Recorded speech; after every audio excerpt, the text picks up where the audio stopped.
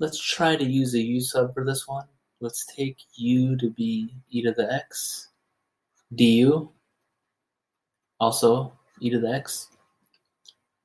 Then here, so first before I do the u sub, I'll rewrite this.